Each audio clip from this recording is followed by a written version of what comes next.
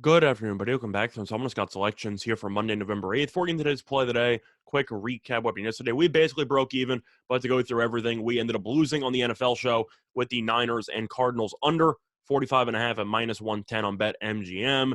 We gambled on Hopkins and Murray not playing, and both of them ended up not playing, but it didn't matter anyway. Despite being a line move, Colt McCoy was actually very solid.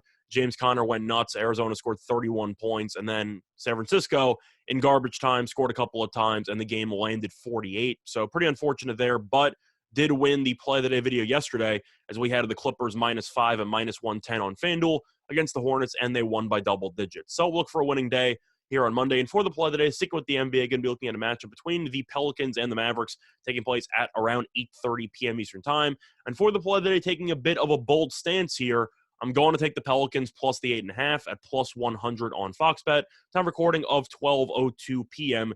Eastern Time. Cover reasons why I like the Pelicans in the spot. First of all, there has been a bit of Pelicans money coming in. The line opened up at plus 9, and I have seen it available at plus 8.5 market wide. I've even seen some money coming in on 8.5. So there is a chance this line might go to 8, but I'll go into reasons as to why. Now, the Mavericks have played 9 games this season. They're 6-3 straight up. However, they've been awful against the spread, and they really have a hard time winning by margin.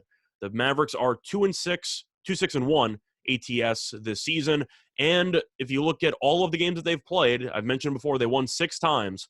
Only one of those wins have come by at least 9 points, and that was a 10-point victory against the Rockets in the third game of the season. So you're looking at everything else. They've had a pretty, I'd say, manageable schedule, and yet they really have had a hard time winning by a large margin, as I mentioned before.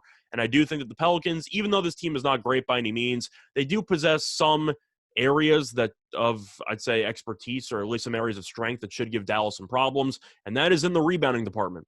You're looking at the Pelicans. This team ranks 6th in offensive rebounding rate and 18th in rebounding rate as a whole. Meanwhile, Dallas ranks 21st in offensive rebounding rate and 24th in rebounding rate. So, in other words, Valanciunas should have a huge game. I do think that the Pelicans will generate a bunch of second chance points because of the fact that Dallas is rolling out Dwight Powell as their center for the majority of the time, and he is really not that good. Porzingis is somewhat healthy again, but we know that he spends most of his time on the perimeter anyway. They're going to use Willie Cauley-Stein a little bit off the bench, but I do think that New Orleans has enough bodies on the interior to cause some problems for Dallas. But you want to look at Dallas's offense, this team, despite having Luka Doncic, has really not been that good when it comes to the offensive execution, as Dallas currently ranks 23rd in the league in offensive efficiency. So the question that you have to ask is that if you're going to be laying this many points, do you think Dallas is going to score a bunch of points? And the answer is not really. I mean, you're going through Dallas's performances, and they have scored more than 110 points once this season.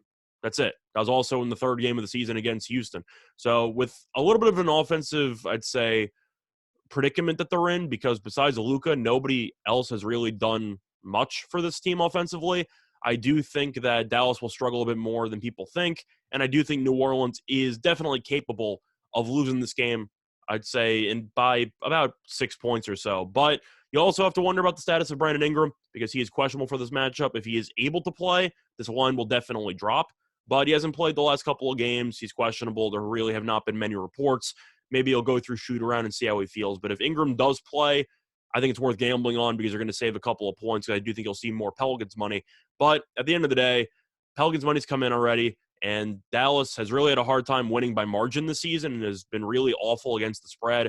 I think the Pelicans will do enough to keep it close and lose this game by a pretty, I'd say, close margin, which should allow them to end up covering the spreads. The play that I, once again, here for Monday, November 8th, is going to be on the Pelicans, plus 8.5 at plus 100 on Fox Bet. Bye, everyone.